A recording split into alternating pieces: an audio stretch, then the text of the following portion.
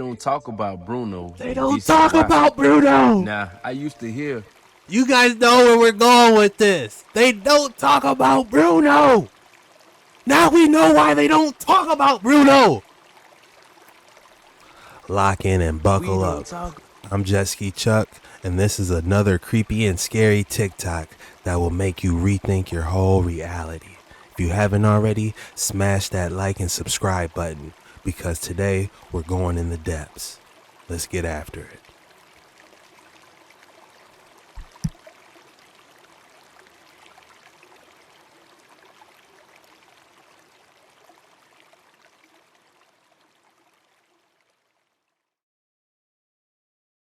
It's called Vaseline glass or Vaseline. See how names are changed around so that you would never look up something like that. If you look up Vaseline, you find petroleum.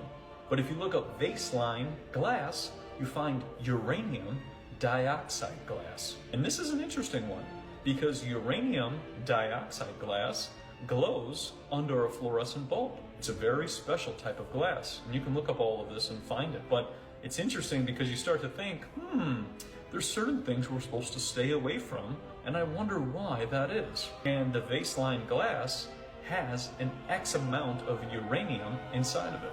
Now, I'm just gonna say, this is just my opinion, look into Vaseline glass and all the old glass pieces. Because when you start to look at glass, you start to see how they used to use alchemy in glass. They used to mix together different compositions and put them into the glass. So then you start to think, so somebody took uranium and put it into the glass. Now we know about uranium and energy and that whole spiel. So then you start to sit there and think, does that glass create energy? Is there a resonance or frequency that comes off of the uranium glass that we have not been taught about? Similar to radium and the fireplaces, the radium fireplaces of the old world. They would create energy using the fireplace and radium. What about uranium? That is interesting. Why did they make these glasses in the first place? What is the purpose of them? Is it just for alchemy purposes, or did they do it to make it look good? This is interesting.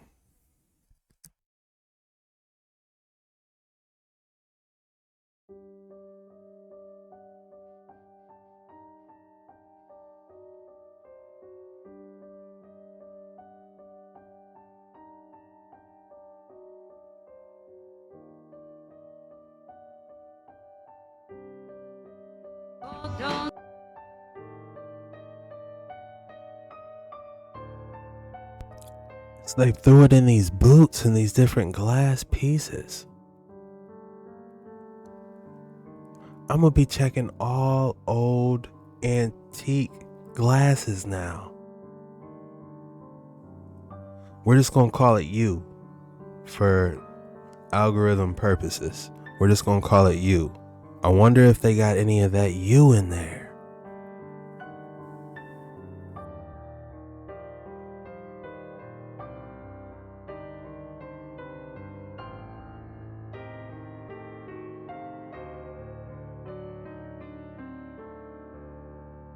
For entertainment purposes, we're just gonna call it U, just so we can keep things moving smoothly. But yeah, any antique piece you got, there's a chance there might be some U in there. You might need to get one of those detection meters and see what's going on. But my question is, what was the purpose of this and why did they do it?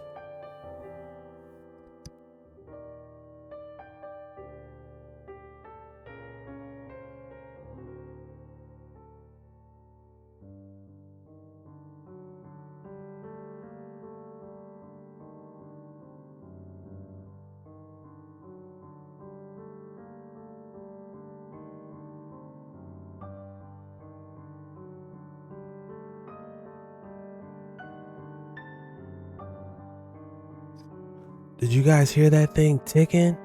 Listen.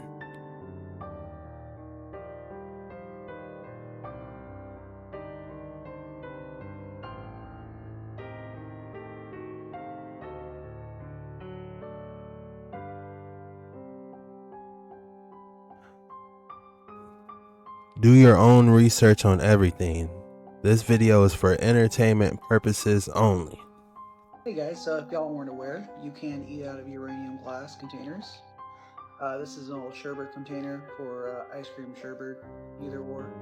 As you can see, it is radioactive, but there's no real issue. Now this is going to be a quote I got off of the Washington Post from the U.S. Nuclear Regulatory Commission. It states that there is no recognized danger to handling or using uranium glass. So if you have it in your household, I hope you can still use it. It's going to be perfectly safe for you. You can eat out of it. You can put it up as display. Nobody's going to be harmed by it. You can even make jewelry out of it, which I have a little piece on right here. It's pretty cool. Thank you guys for watching. Like and follow for more glowing glass and adventures hunting. If y'all want, I'm definitely open for conversation. If y'all want to send items my way and we can check it out, happily send it back. Or if you just want to get it off your hands and add it to the collection, be my guest.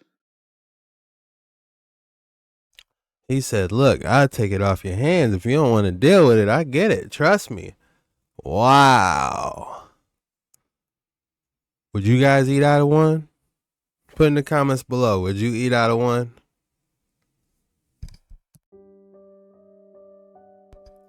This is Viridescence and Vaseline. I'm following him, man. He's definitely doing something interesting. Yeah, so check him out. Let's see what else he's talking about, man. This is creepy and scary TikToks for real. Let's see what he's talking about, man.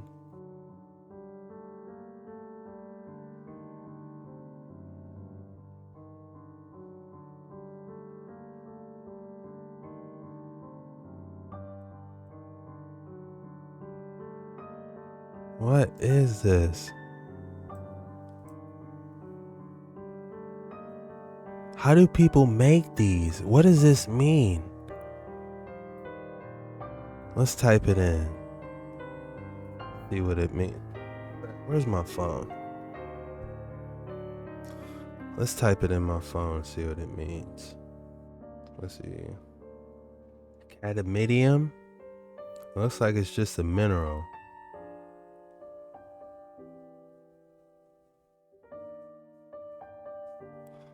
Looks like it's just a mineral.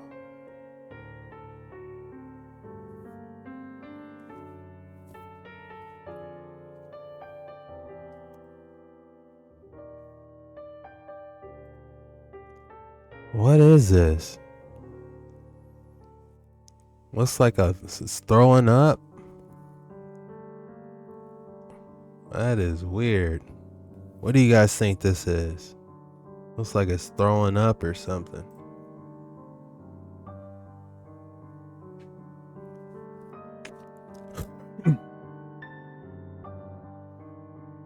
Wow, it glows orange? That is new.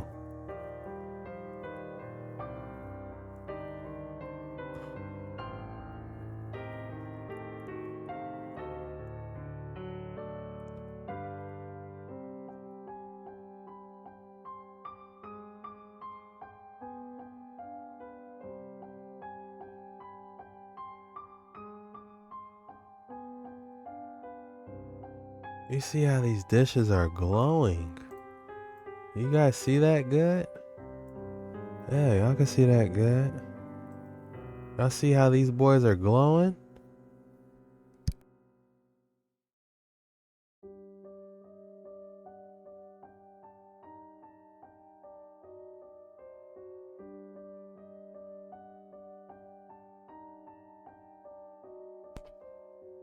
If you looked at this real fast and you looked away, you would think this would be underwater, like a coral reef or something. That's the same vibes I'm getting. Is a coral reef. Is there some type of correlation underwater with these different minerals and these lights? You know, maybe how the water reflects off the coral reefs. I don't know, but they look vastly similar. If I had two images side by side of these iridescent glasswares and the coral reefs, very similar. I assume you mean how far away I have to be for...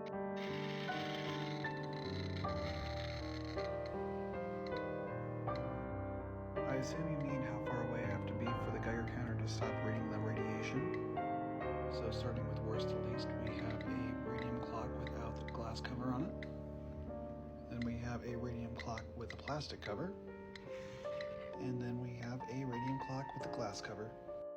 Starting with the glass cover, it basically needs to be all the way on it in order to actually read it because the glass is shielding it so well.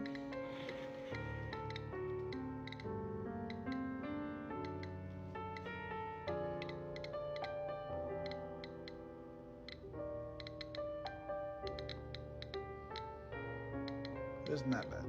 About 3 times the standard of the room, basically. And you have a plastic cover here, so every time you double distance, as you can see, it halves itself.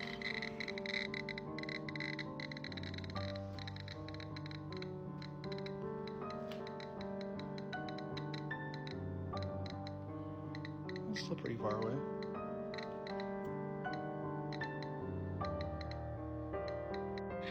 And lastly, I don't know if you can hear me or not, but this is going to be the radium clock without a glass cover.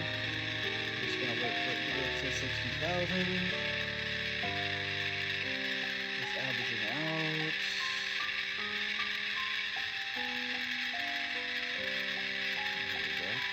It hit 60. 60,000?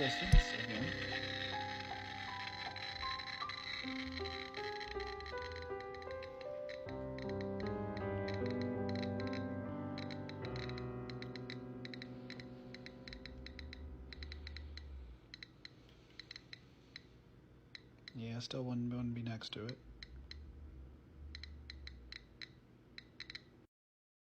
No, please.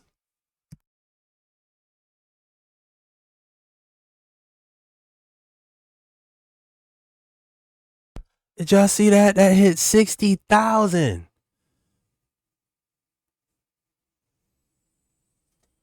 I'm no nuclear physicist. Again, all I got is a forklift license. I'm not even submarine certified. But let's see what CPM stands for real quick. Counts per minute. CPM. CPM. The number of counts of radiation detector records in a minute. A unit of radioactivity defined as 3.7 times 10 to the 10th power. Damn, I haven't said that in years. 10 to the 10th. Y'all making me think, man.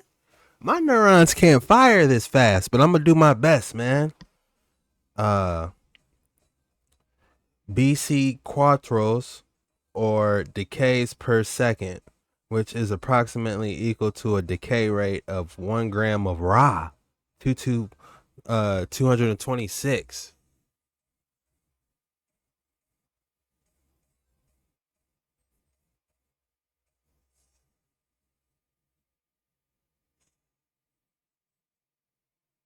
Y'all see that Ra? Why would it say Ra 226?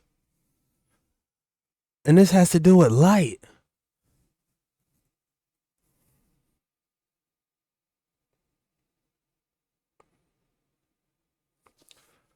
Definition of Ra. Definition of the Egyptian god Ra.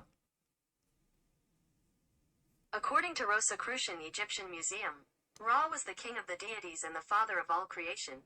He was the patron of the sun, heaven, kingship, power, and light. Wow, sun and light. And for some reason on these CPMs, ooh, we're dissecting this. That's why we'll be on these deep waters, man. CPM, counts per minute. When we broke it down on a molecular level, they were talking about Ra 226. We looked up what Ra, Egyptian god of Ra, that's the light and sun. So what are they really trying to work on? Huh?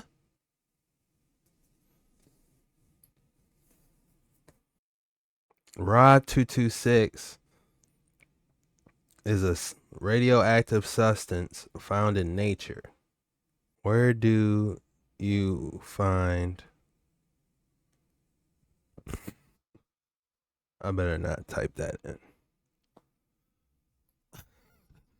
All right, let's keep going, y'all.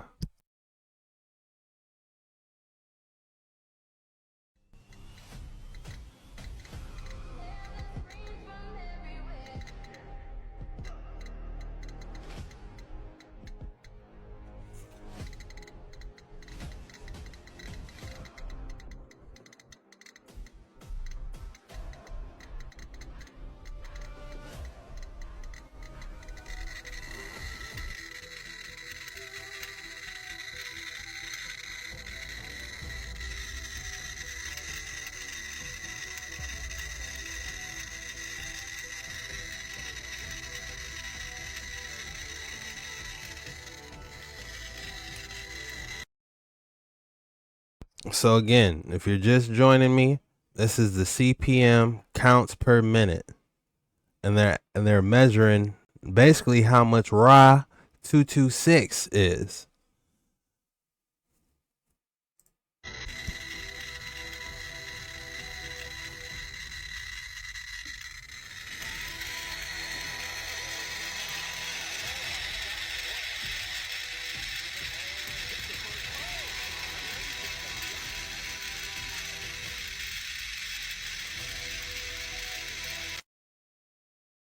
He's gonna drain the battery off that little device, man. Messing around with that clock.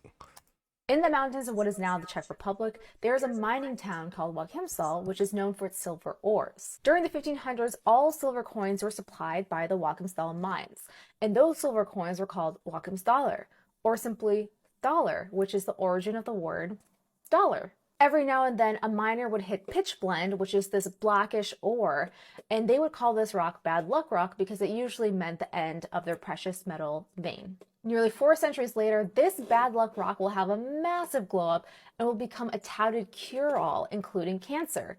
Of course, I'm talking about radium. Radium, or radiation, is used to cause a tumor to shrink, ideally completely.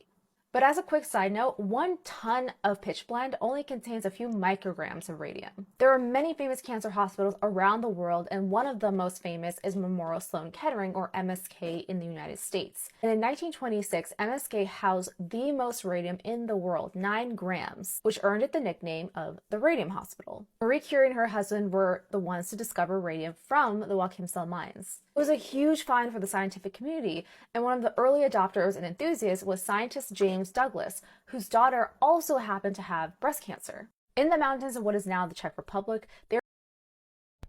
Hold on a second. Is that what they use to actually, cure cancer? Radium? They do, now that I think about it. Like, isn't chemo and all that stuff? What is chemo? Is chemotherapy nuclear? Is chemo radiation? No. It's not the same as radiation therapy. Are they using these glasses? Like, it's the thing to do. Could it be possibly that they're giving off some type of vibration, maybe? I don't know. But this is interesting.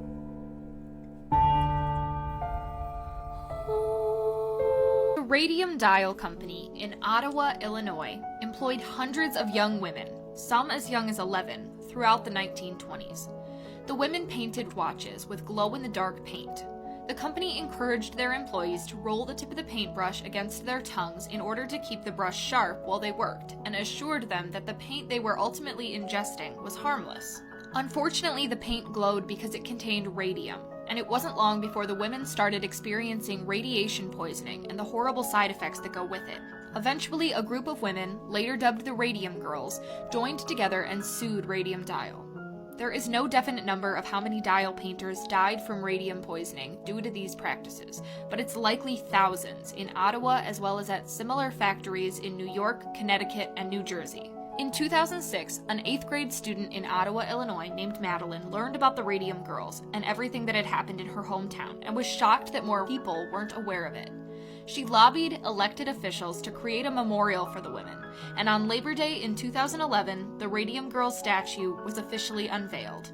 The woman is depicted holding a wilted tulip in one hand and a paintbrush in the other. This is my first time hearing about this. I never heard about this. This was never told to me once. The Radium Dial Company in... Have you guys heard about this? The Radium Girls? Oh, we gotta dig deep.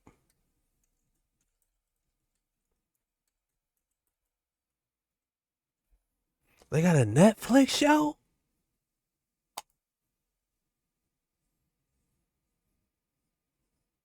We have a lot of people to thank for our current working conditions, but probably the most important are the Radium Girls. At the start of World War I, we started to discover that the pocket watches that had been so common were probably not very practical for soldiers. This led to the creation of the wrist watch.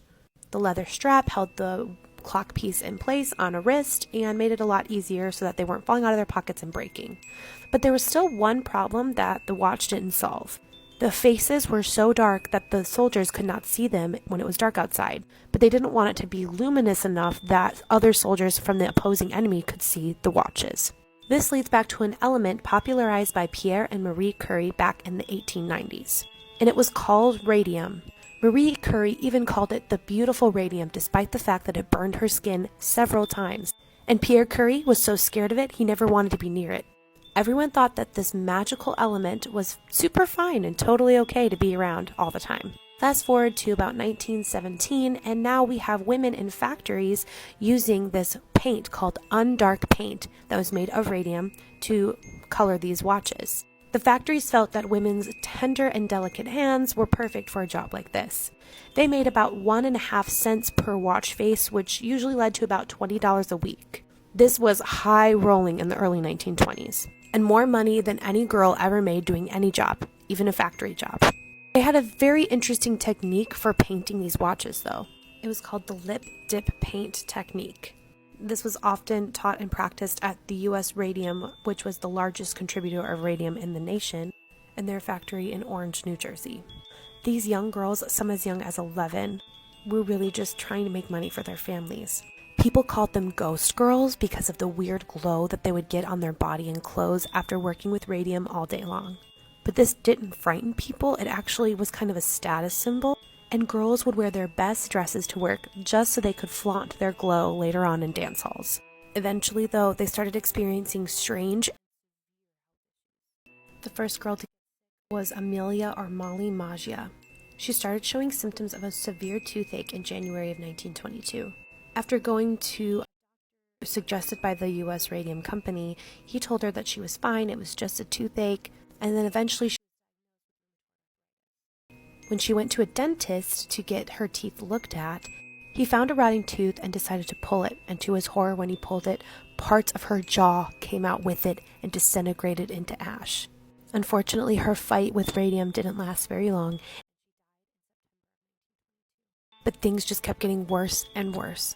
The girl's mysterious illnesses just kept showing up, and the deformities became more obvious. This eventually led to a lawsuit in 1925, and it took 2 years for them to get a lawyer. In part 2, I want to talk about that battle. We have a lot. Yo, that is terrifying. That is absolutely terrifying.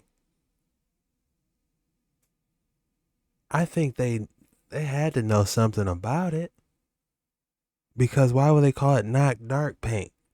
Why don't you call it what it actually is?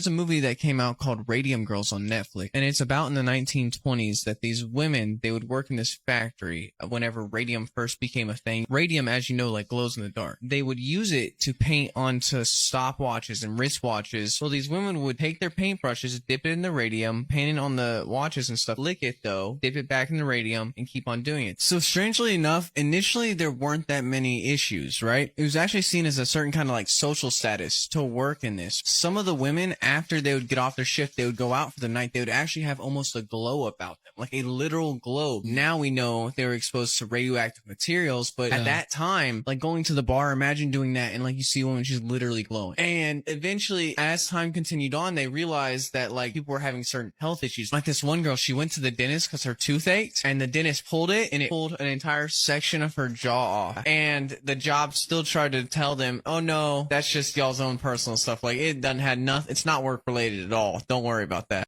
This is my meal. I call this girl dinner. Girl dinner. Girl dinner. Girl dinner. Oh, girl dinner. This is my meal.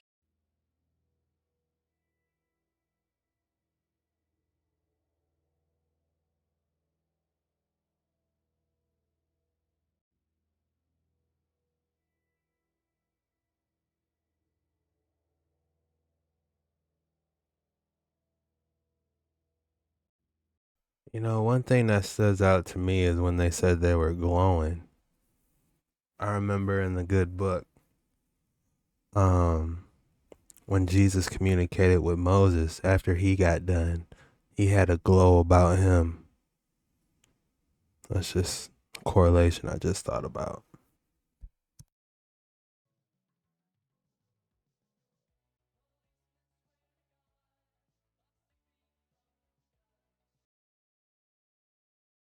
I'm gonna actually watch that show. I'm gonna watch the movie. I'm not gonna give you guys any spoilers, but I'm gonna watch that Netflix movie. Have you guys watched that Netflix movie? Drop in the comments below if you watched it or if you even heard about Radium Girls. This is new. The Radium Girls were a group of female factory workers who, during the early 20th century, worked in watch and clock factories in the United States painting watch style. There it is. Ra 226. And we looked up what the Egyptian god was, sun and light. So something ain't right. Something ain't adding up. Styles with radium-based luminous paint. The paint contained radium, a radioactive element that emitted a glow in the dark. Unfortunately, the workers were not informed about the dangers of radium exposure, and they ingested the toxic substance as they pointed their brushes with their lips to achieve finer detail. Radium is an extremely radioactive substance. Over time, many of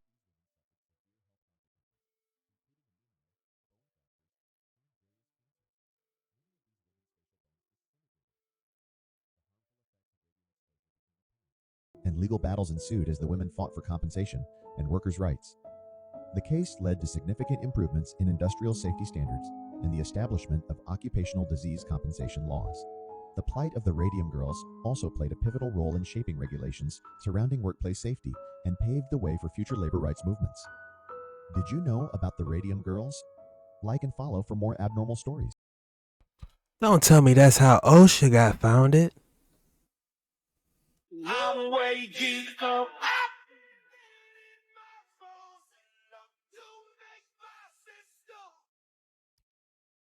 I'm sorry, but I don't think that's funny. You know, maybe I'm missing a joke here, but they didn't know any better. They just was trying to provide for their families, you know.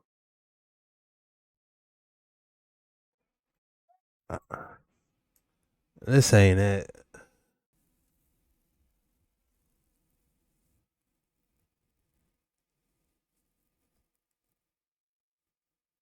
I don't know. Is this what the kids laugh at nowadays? You know, making fun of the, you know, I don't know. I'm lost, but I just feel like, you know, those people lost their lives. They just was trying to probably provide for their families. I don't know. Welcome to part 2 of the Radium Girls. Scientists knew how it was the companies telling the women that they were fine. Creator and inventor of undark paint, Dr. von Schwarzsky, sorry if I said that wrong, was very aware of how.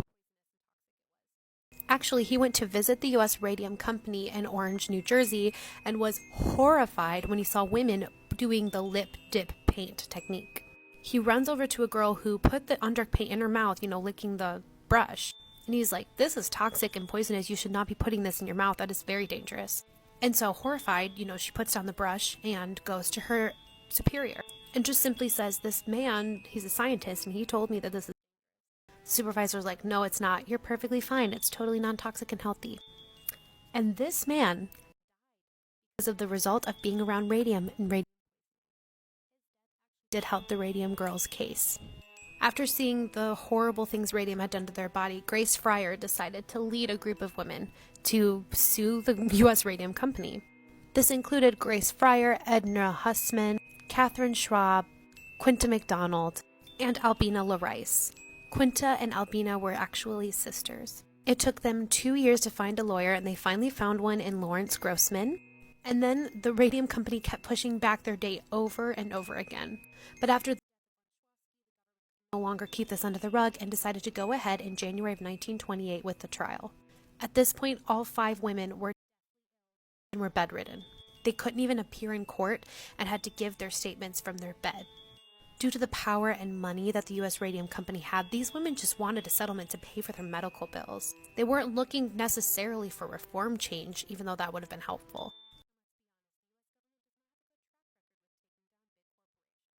They settled in court in 1928, each receiving $10,000 and $600 a year for each year that they were still infected with radium, the rest of their life. When Marie Curie was asked to discuss how she felt about the Radium Girls, she said she wished there was something she could do to dissolve the radium in their body, but she can't. Radium can live in the body for 1,600 years. That means the Radium Girls' bones glow. Despite caused by the U.S. Radium Company, this is what Clarence Lee had to say. We unfortunately gave work to a great many people who were physically unfit to procure employment in other lines of industry. Incapacitated were engaged. What was then considered an act of kindness on our part has since turned against us. Yep, he said that. This did ruin the U.S. Radium Company's reputation and led to radium neuroses being an actual. But radium was used in watch faces until 1961. They just changed the painting method. Welcome to part 2 of. Shout out to Shay Talks Fashion for that incredible story. I did not know that. That was deep. At just the right frequency. I'm not saying too much, but just the right frequency, it might have did some good. I don't know. That's just my personal beliefs. I believe we probably had a better understanding on it way back on the day. Not this horse and wagon when they newly discovering it, but back when they were making the cathedrals. The people that built the cathedrals, they probably understood the significance of it and they knew how to, properly handle it. That's just my beliefs.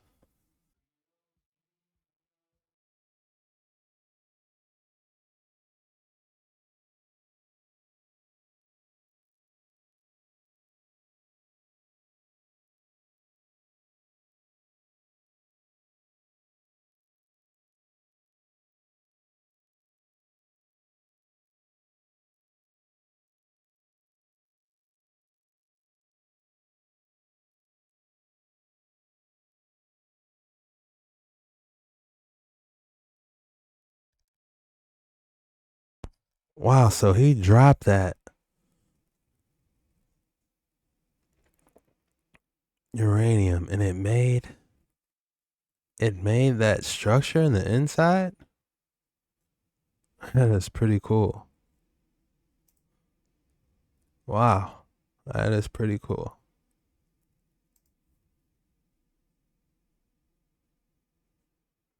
This is uranium in an alcohol cooled chamber called a Wilson's cloud chamber. And what you're seeing is radioactive decay. You're seeing the quantum universe, alpha, beta particles, and occasionally a muon. And if you don't think it's safe, it is. The plastic is stopping the radiation. This is uranium in an alcohol cooled chamber called a Wilson's cloud chamber. And what you're seeing is radioactive decay. You're seeing the quantum universe, alpha, beta particles, and occasionally a muon. And if you don't think it's safe, it is. The plastic is stopping the radiation.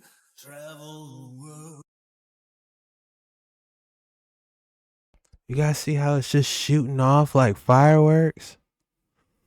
That is interesting. To think that they knew way more about this substance than we do now is extremely fascinating. I want to know more.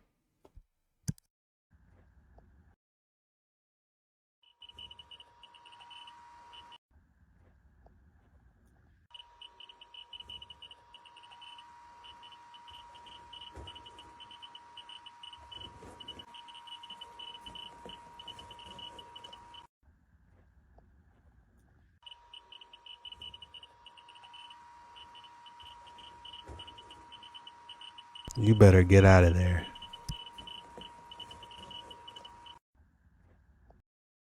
Audience used glow-in-the-dark condoms, but it came at a price. At the turn of the century, society was fascinated by radium. It was used on watch faces, in underwear, condoms, and even toothpaste and chocolate. Here we have an image of one of the radium girls. These were factory workers who contracted radiation poisoning when painting watch dials and licking their paintbrushes to give them a finer tip. The luminous green paint led to the absolute decay of these women's jawbones. Fortunately, it seems that those in charge of the factories were aware of the risks that radium posed the entire time. Edwardians used glow-in-the-dark. That is wild. Alright guys, I went ahead and got a GMC 600 Plus to show off how much radiation is in these glasses. I can go from around the 50 mark all the way up to past the 2000 mark. So let's find out. Who do you think is the highest in here? I already know, because I went ahead and looked at everything.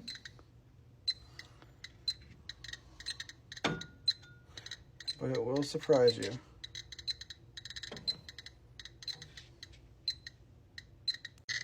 As you can probably hear, we have a clear winner. It's going to be our champagne glass, reading at approximately 5,200.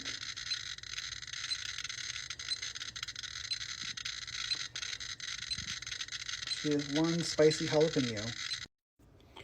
Why would they create these? Why would people want to drink out of these?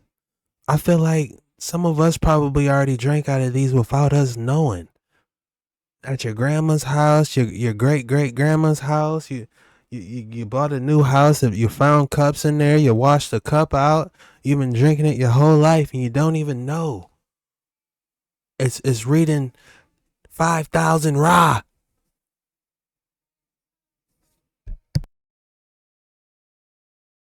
Alright guys, I went ahead and got a...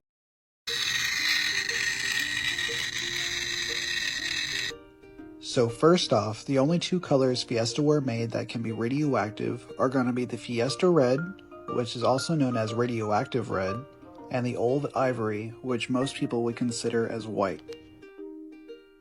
Alright, so now that we know what colors are radioactive, let's jump into the dates uranium glazed pottery was produced in. From 1936 to 1943, they were primarily using it for the red and white pottery that they were making. But then World War II hit, so they had to stop production with uranium, and they started back up in 1950s until 1972. But uranium glaze isn't even your only issue. They didn't start producing lead-free painted pottery until 1986. Luckily, there's a few ways to find out how old your Fiesta Ware is by checking the stamp on the back. Modern Fiesta Ware looks exactly like this, so let's interpret the back real quick. If it states lead-free on the back, that means it was produced post-1986. And if it has those letters there, that means that it was made after 1992. Now, something else you should be able to notice is that the F on this one and the F on mine are completely different. That also took place in 1986 during that lead-free change. So just a reminder, please don't eat off of any pottery that you might suspect is pre-1986. Acidic foods are the worst for these. It can eat away the lead as well as uranium glaze if it has uranium glaze on it. If you like this video and learned something new today, please give me a like, follow, and share, and send this to your family and friends. And if you like uranium glass as well as cadmium glass, I always collect it here too. Thank you for watching.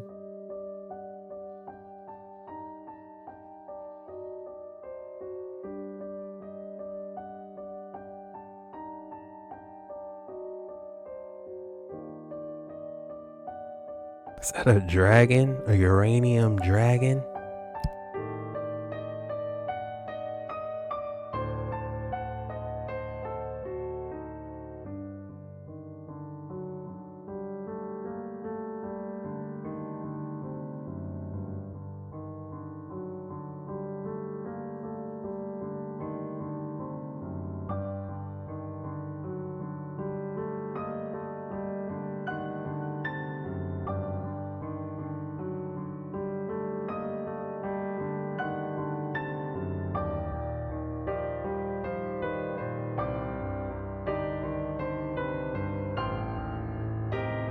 Before I reveal what it is, what color do you think it's going to be? 3, 2, 1. Now let's really show it off.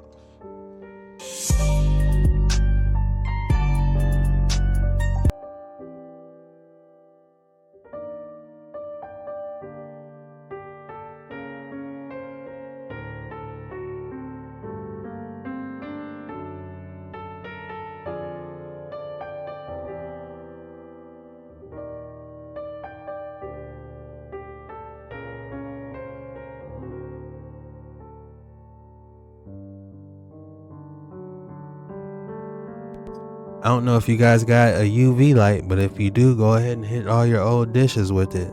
You might be surprised.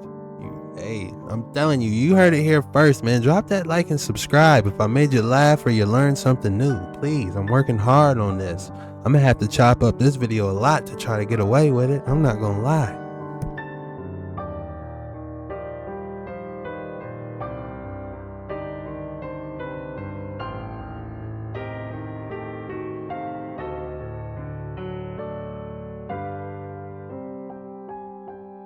Damn, shout out to all the mail carriers and UPS workers. You guys could be traveling these devices and you don't even know that they're ticking like this.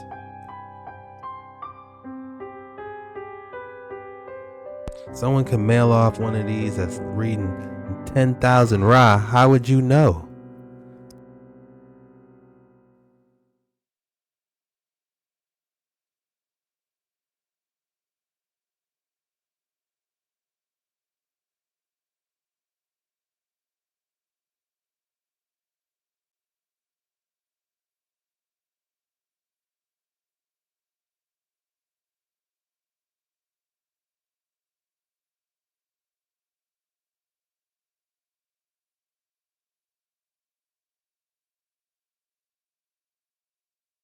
Lights do I use in my cabinet, as well as a lot. Part-time post-punk had a question. They said, what type of lights do I use in my cabinet, as well as a lot of other people asked this question. And let me show y'all. I believe you pronounced this brand Onisec on Amazon. I got the 20-foot string because it was about 15 bucks on Amazon. I started way in the back where I had a hole in my curio cabinet, and it has a adhesive backing on it, so all you have to do is just pull away the sticker and just wrap it. Don't have to do a good job, but you have to do a job. I also want y'all to be aware when I pointed out that these are 395 UV lights. They do not work with lead glass or manganese glass, because for some reason when you try to look up 365 nanometer wavelength light, it's always so much more expensive. So there's your quick PSA. It works amazing on uranium glass. So let's end with some Geiger ASMR.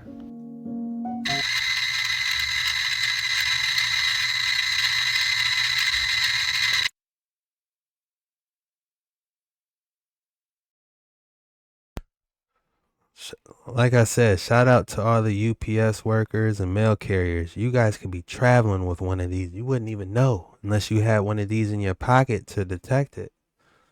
Yikes.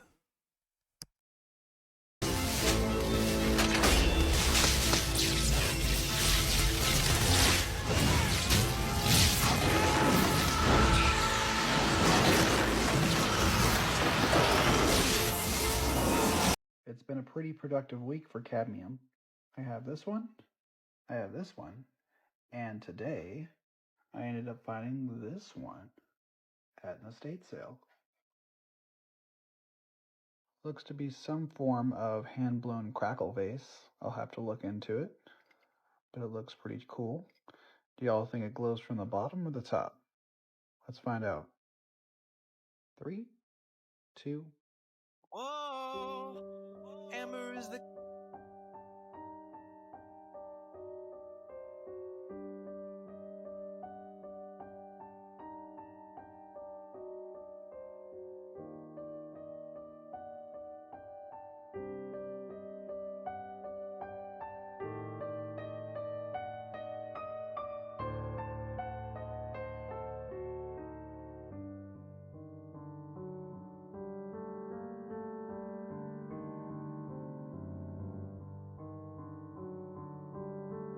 Wanted him to say what this weird piece was right here.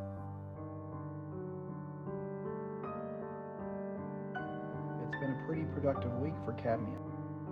And this one looks like the Last Supper, honestly.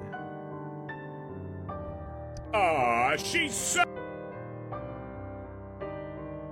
Found these two really cool cadmium pieces yesterday.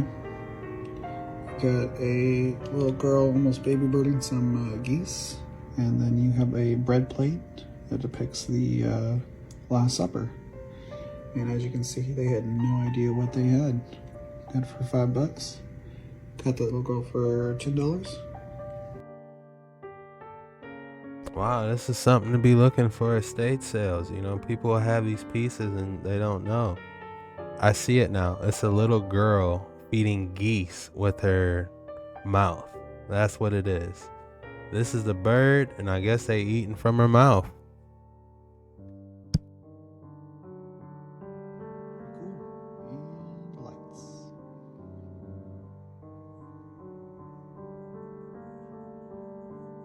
Pretty dope looking plate. The funniest part is that's not even the first one I've gotten.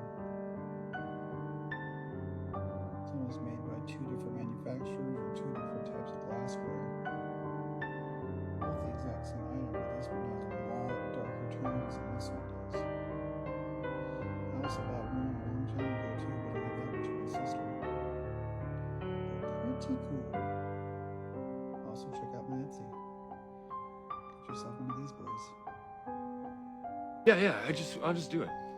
No big deal. I'll just dive into it and just start singing. I want one, but I'm nervous. You know, they are cool. I wouldn't mind a little shelf of them. They are cool, but I am nervous. Is it worth it?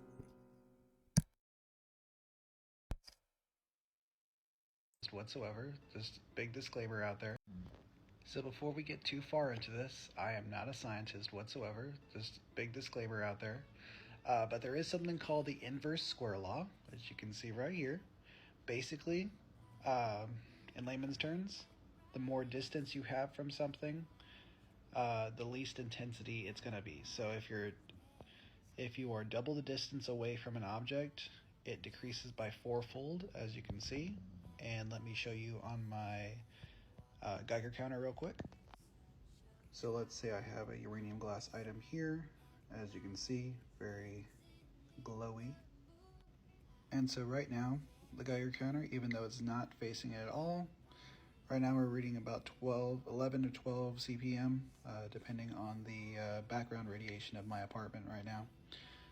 But as you can see, if you put it right onto it, it goes directly up to about 1500, maybe a little bit more, a little bit less. So what you're going to do is that you're going to double the distance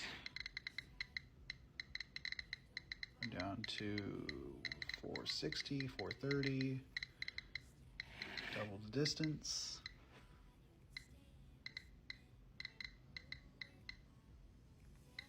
And it just slowly goes down over time.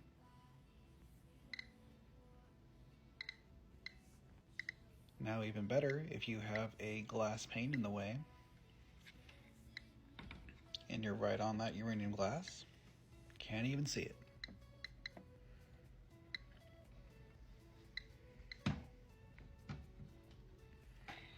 Doesn't care. So before we get too far into this, I am not a scientist whatsoever. Is the juice worth the squeeze?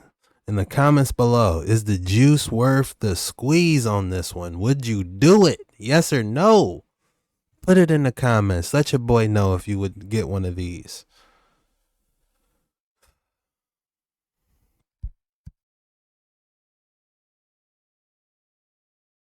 And it makes me think about, the Radium girls' bones.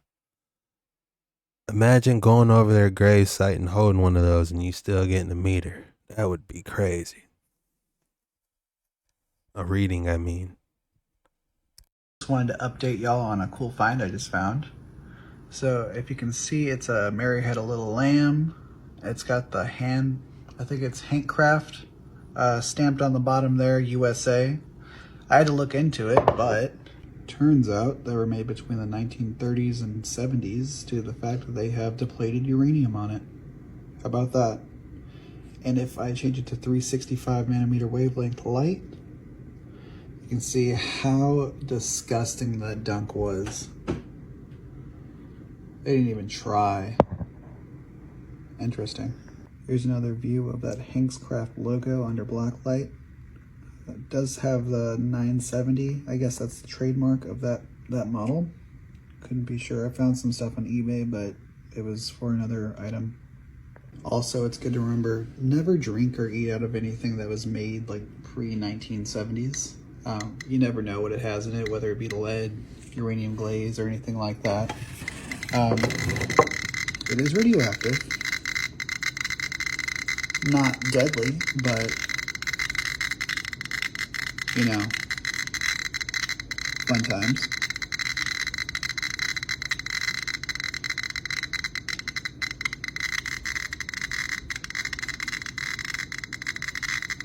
Guys, just wanted to update y'all on a cool find I just found.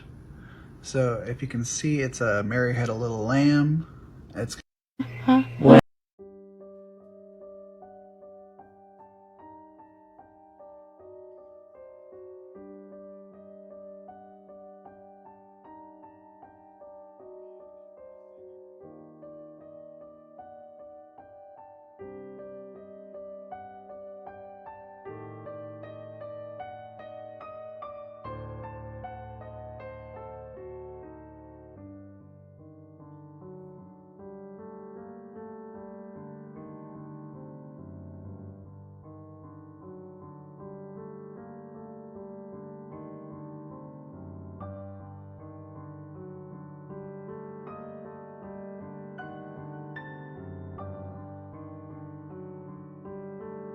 Telling you guys, you watch out, man. If you got these old school glasses, I think I seen some back in the day in my nanny's house.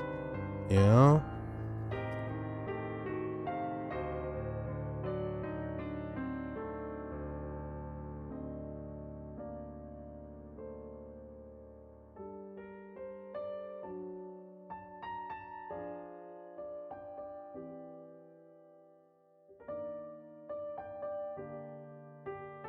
Company. Model name, part 24 of my identification series. This find is a wine glass made by the Tiffin Glass Company. Model name is the Madeira Citron. Color is avocado green. Made in 1971 to 1978. Tiffin partnered with a company called Franciscan Glassware, manufactured in Tiffin, Ohio. It has a height of 4 and 7 inches, width 2 and 5 inches, and weighs 15.1 oz. The Tiffin Glass Company shortly went out of business in 1984. It is survived by the Tiffin Glass Collectors Club, who purchased rights to the name mold in 1991.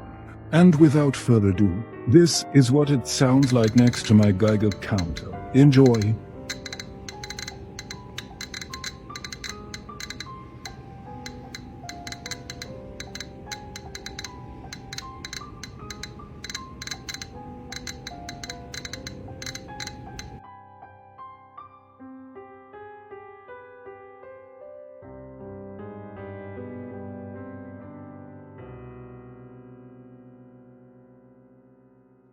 This is Now, when we see that meter popping off, this is all I imagine is going on. When we hear that thing tick tick tick tick tick tick tick tick, this is what I imagine what's going on. Pretend this is the glass, and every little tick is, some of these. Like he said, you can look into the quantum world. Interesting.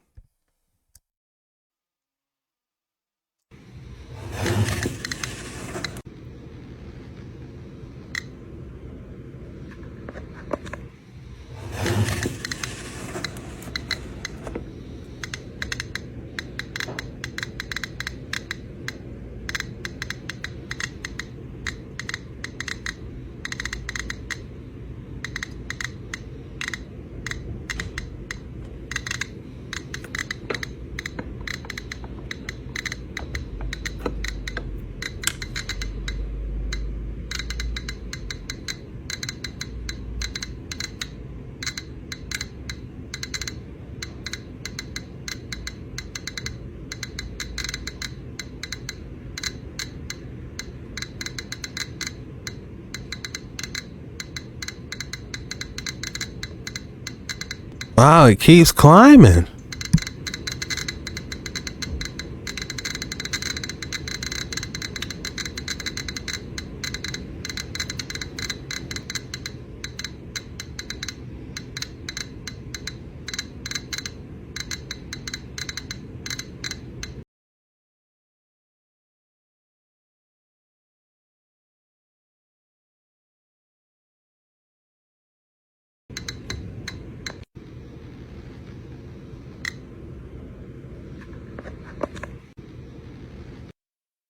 What does it say? Bush? Oh no. To be intimidated by you. I did. And now I look at you, I have no idea why. Truly, you're not even pathetic. You're just nothing.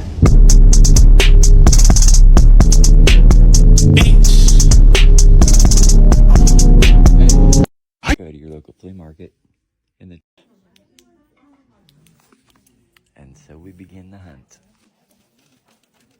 His beard is green.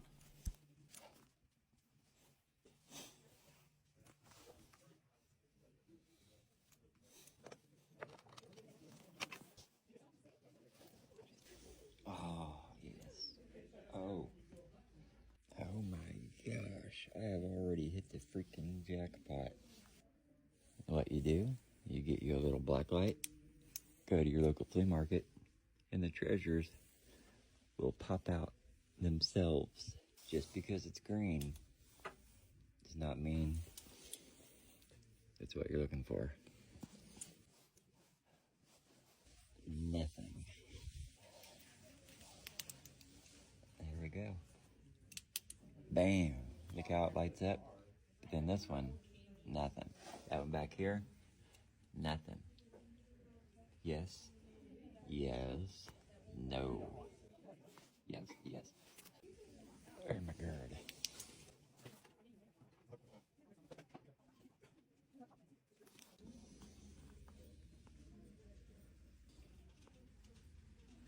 This is my collection so far.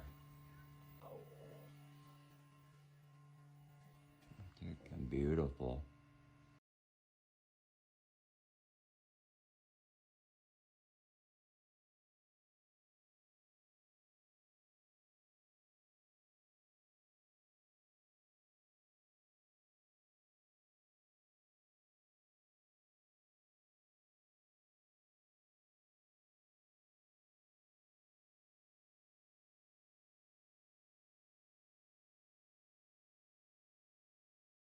Ah, she says she doesn't talk about Bruno.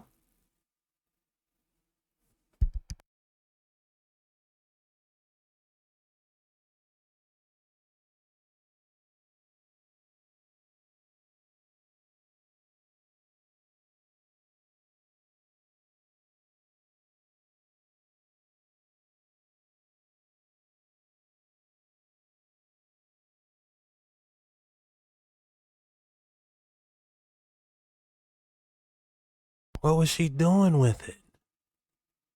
Don't talk about Bruno. They don't talk about Bruno. Nah, I used to hear. You guys know where we're going with this. They don't talk about Bruno. Now we know why they don't talk about Bruno.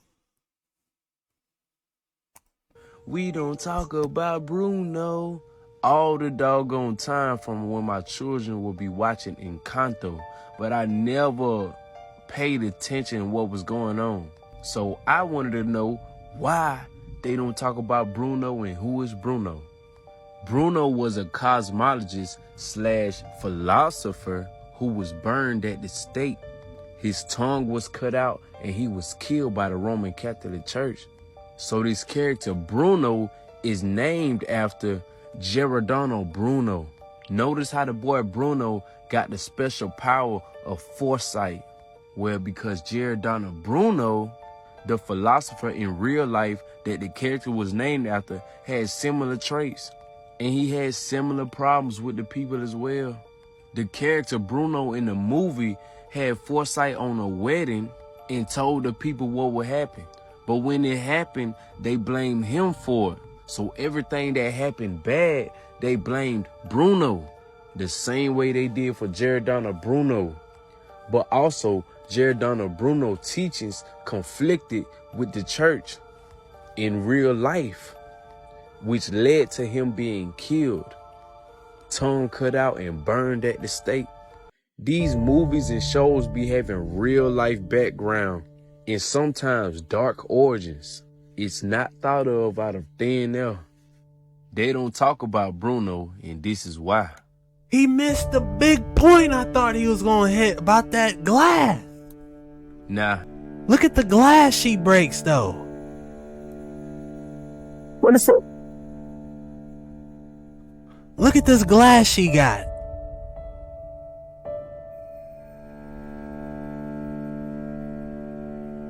Right here. That's the correlation, right, that we need to be looking at. This is why they don't talk about Bruno, this glass.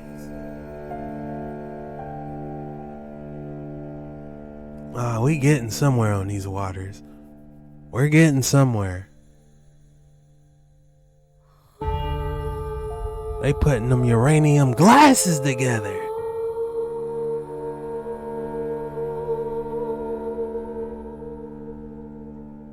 Man, does anybody know this?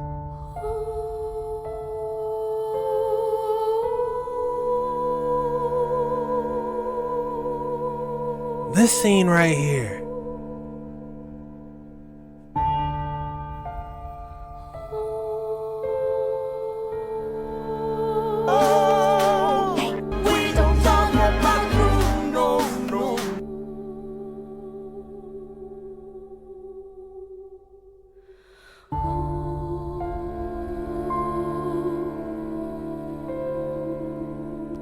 There it is.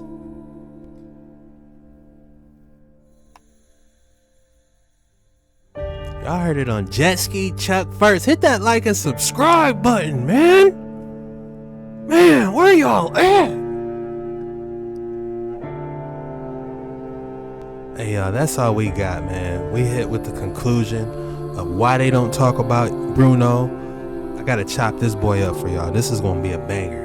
It's gonna be over an hour long. If you made it this far on these longer videos, go ahead and put great video. Keep up the good work, and I just say thank you guys for checking me out, and I'll see you on the next one. I got another banger for y'all. You know, I only get 24 hours in the day, but I definitely have another banger for you guys that's coming tomorrow, where we're gonna go more in depth on this. If you guys love this, tell me about what you thought about this video in the comments. Man, that Bruno one, that was crazy, you know, but yeah, I'll catch you guys on the next one.